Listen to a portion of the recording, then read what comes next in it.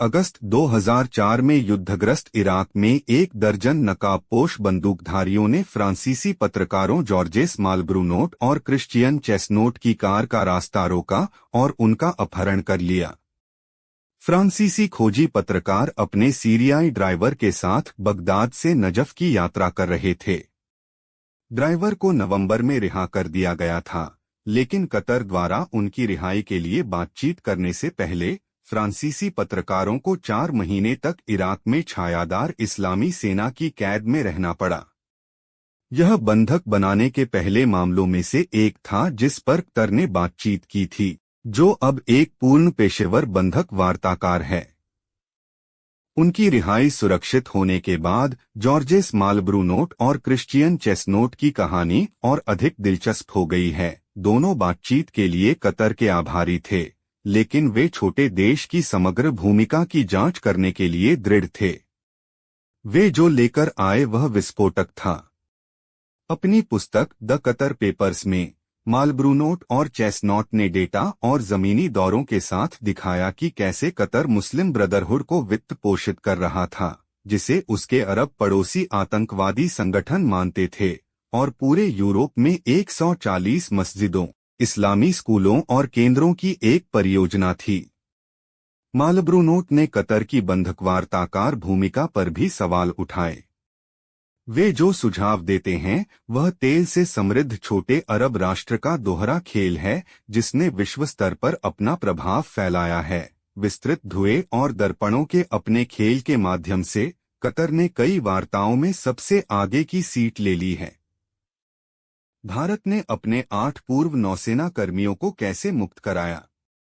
हालांकि 12 फरवरी 2024 को दुनिया ने कुछ दुर्लभ देखा। दुनिया के शीर्ष बंधक वार्ताकार कतर द्वारा कैद किए गए लोगों को रिहा कर दिया गया।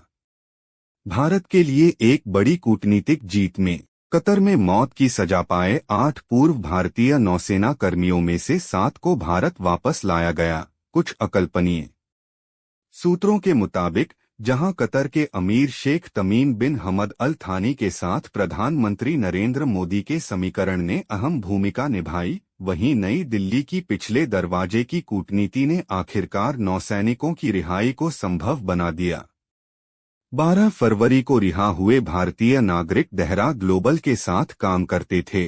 उन्हें जासूसी के एक कथित मामले में अगस्त 2022 में गिरफ्तार किया गया था। मामले की संवेदनशीलता को देखते हुए भारतीयों के खिलाफ आरोपों को सार्वजनिक नहीं किया गया। रिपोर्ट्स के मुताबिक पीएम मोदी ने गुरुवार 15 फरवरी को दोहा में कतर के अमीर शेख तमीम बिन हमद अल थानी के साथ बातचीत की और भारतीय नौसेना के दिग्गजों की रिहाई पर गहरी सराहना व्यक्त की। पीएम मोदी की कतर यात्रा संयुक्त अरब अमीरात यूएई की यात्रा के बाद हुई।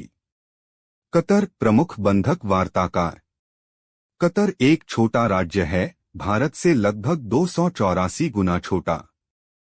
हालांकि कतर वास्तविक राजनीति करता है और जब विदेश नीति की बात आती है तो उसे कोई परेशानी नहीं होती है। प्रॉक्सी और तेल संपदा के उपयोग के साथ अरब देश ने ऐसा प्रभाव पैदा कर लिया है जो किसी भी अन्य देश से बेजोड़ है।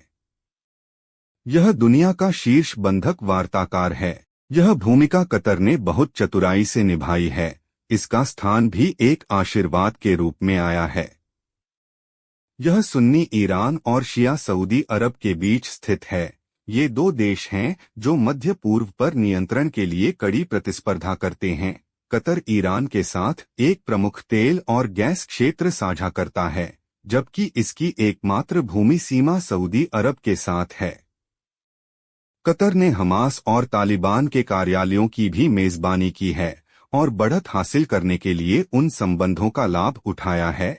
यह कथित तौर पर मुस्लिम ब्रदरहुड को वित्त पोषित कर रहा है, जो वंशानुगत शासन वाले इस्लामी देशों में शासन परिवर्तन चाहता है। कतर दोहा स्थित अल जजीरा का उपयोग संघर्षों को बढ़ाने या उन्हें वांछित रंग देने के लिए भी करता है और फिर शांति दलाल के रूप में उनमें कूद पड़ता है। दिलचस्प बात यह है कि इस्लामिक सेना की कैद में असहाय फ्रांसीसी पत्रकार मालब्रूनोट और चेस्नॉट का पहला वीडियो अल जजीरा द्वारा प्रसारित किया गया था। यदि इसमें मध्य पूर्व में अमेरिका का सबसे बड़ा सैन्य अड्डा है, तो यह गाजा में प्रशासन चलाने वाले फिलिस्तीनी आतंकवादी समूह हमास के कार्यालय की भी मेजबानी करता है। अफगानिस्तान की बागडोर संभालने से पहले कतर भी तालिबान नेताओं के लिए एक आश्रय स्थल था। तालिबान ने 2013 से दोहा में एक राजनीतिक कार्यालय बनाए रखा है और 29 फरवरी 2020 को अमेरिका और तालिबान के बीच शांति समझौते पर बातचीत हुई और हस्ताक्षर किए गए, जिसने वास्तव में अफगानिस्तान से अंतर्राष्ट्रीय सैनिकों की अंतिम वापसी का मार्ग प्रशस्त किया। कतर के अरब पड़ोसियों सऊदी अरब, संयुक्त अरब अमीरात, बहरीन और मिस्र ने दोहरे खेल को देखा और 2017 में इसके साथ संबंध तोड़ दिए। कतर से प्रतिबंध हटाने के लिए उन्होंने जो 13 मांगे पेश की, उनमें ईरान के साथ राजनयिक संबंधों पर रोक लगाना, मुस्लिम ब्रदरहुड और हिजबुल्लाह जैसे आतंकवादी संगठनों के साथ सभी संबंध खत्म करना और अल जजीरा और उसके सहयोगी स्टेशनों को बंद करना शामिल था। ऐसा कहा जाता है कि कतर ने 1996 में क्षेत्र और उसके बाहर अपनी आर्थिक संपत्ति में राजनीतिक ताकत जोड़ने की कोशिश के इरादे से अल जजीरा टीवी चैनल शुरू किया था। लीक हुए अमेरिकी केबलों से पता चला है कि कतर अपने प्रभाव और हितों को आगे बढ़ाने के लिए अल जजीरा के कवरेज में हेरफेर करता है। भारत के विकृत नक्शे बार बार दिखाने के लिए अल जजीरा पर भारत सरकार ने 2015 में 5 दिनों के लिए प्रतिबंध लगा दिया था। अल जजीरा के अलावा कतर ने मिस्र में मुस्लिम ब्रदरहुड लहर की सवारी करने की कोशिश की, जब तक कि उसे 2013 में सत्ता से हटा नहीं दिया गया और गैरकानूनी घोषित नहीं कर दिया गया। 4 अरब देशों ने आरोप लगाया कि कतर मुस्लिम ब्रदरहुड जैसे प्रतिनिधियों के माध्यम से उनके आंतरिक मामलों में हस्तक्षेप करने की कोशिश कर रहा है। 43 महीने के प्रतिबंध के बाद अरब पड़ोसियों ने 2021 में कतर के साथ संबंध बहाल किए। कतर की राजनीतिक इस्लाम परियोजनाएं। कतर ने अपनी दौलत का इस्तेमाल करते हुए सॉफ्ट पावर के जरिए भी प्रभाव फैलाने की कोशिश की है। कतर फुटबॉल का बहुत कम इतिहास वाला देश, 2022 में विश्व कप की मेजबानी करना उस प्रभाव के उच्च बिंदुओं में से एक था।